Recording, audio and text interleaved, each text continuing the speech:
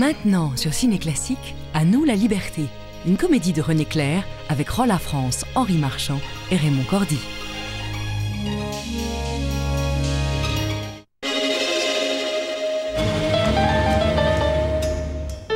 Bonjour, je suis José Giovanni et je vous donne rendez-vous dans le club sur Ciné Classique.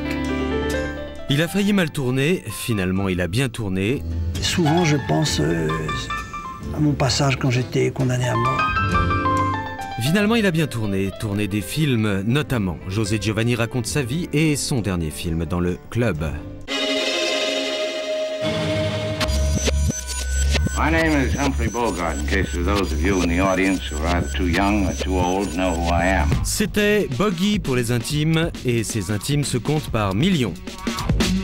Soirée Humphrey Bogart sur Ciné Classique avec un document de Brice Waldman.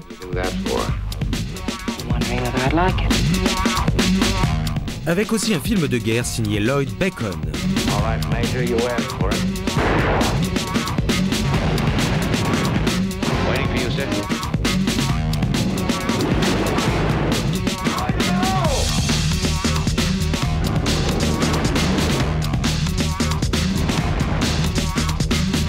Samedi 28 avril, soirée Humphrey Bogart à partir de 22h15, biographie Humphrey Bogart, 23h convoi vers la Russie.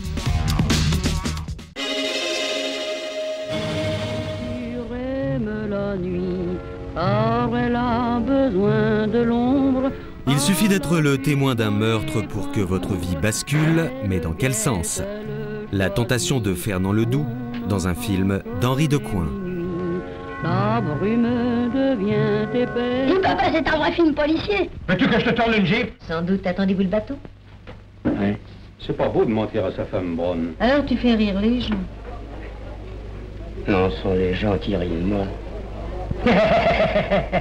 L'aventure se redresse. Qu'est-ce qu'il t'a dit? Mais veux-tu dire ce qu'il t'a dit? Et puis d'abord, il t'a menti. La voici le long d'un quai, c'est un vol, c'est un... Dans le cadre du cycle Jules Berry, dimanche 20h30, L'homme de Londres.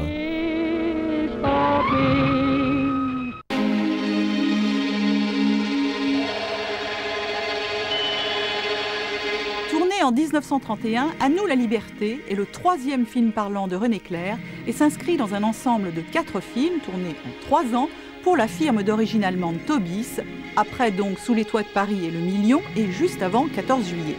L'histoire s'attache à 2 ex-camarades de prison qui se retrouvent quelques années plus tard. Louis est devenu directeur d'usine et subit le chantage de ses anciens codétenus.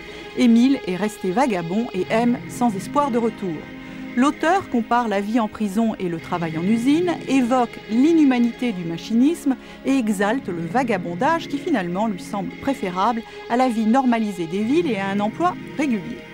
La musique de Georges Auric et la chanson hantent le scénario un peu à la manière de Bertolt Brecht et Kurt Weill dans leur opéra de Katsu que Wilhelm Pabst vient alors de porter à l'écran. Mais derrière la satire sociale, René Clair, le moins idéologue des cinéastes, pianote allègrement une ballade résolument anarchiste et insolente. L'originalité de cette œuvre inspirera d'ailleurs Charlie Chaplin lorsqu'il entreprendra les scènes de cantine et de travail robotisé dans les temps modernes en 1936.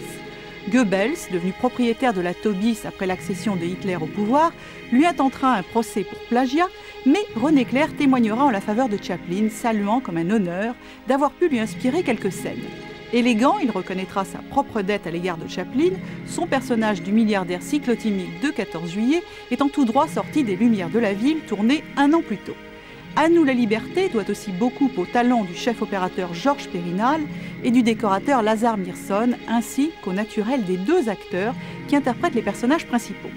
Le directeur d'usine est incarné par Raymond Cordy, ex-chauffeur de taxi, repéré au studio d'Épinay où il faisait de la figuration. René Clair fera de ce bébé boudeur à la voix flûtée son acteur fétiche dans tous ses films français jusqu'aux Grandes Manœuvres en 1955. Moins heureux que Raymond Cordy, que l'on reverra dans des seconds rôles, Henri Marchand fait ici ses premiers pas en vagabond et devra se contenter de toutes petites apparitions durant les années à venir. 21 ans plus tard, René Clair les réunira à nouveau dans Les Belles de Nuit. Quant aux rôles féminins, ils sont interprétés par Rolla France et Germaine Ossé, dont la carrière n'ira pas au-delà des années 30. À l'arrivée reste un film dans l'air du temps, se déroulant dans une usine de phonographes au moment où le disque révolutionne la diffusion de la musique et de la chanson et dont la fin, débouchant sur la création d'une coopérative ouvrière, annonce des œuvres telles que Le crime de Monsieur Lange ou La belle équipe. Un film magnifique dont pourtant René Clair dira « C'est le seul de mes films que j'aurais aimé refaire ».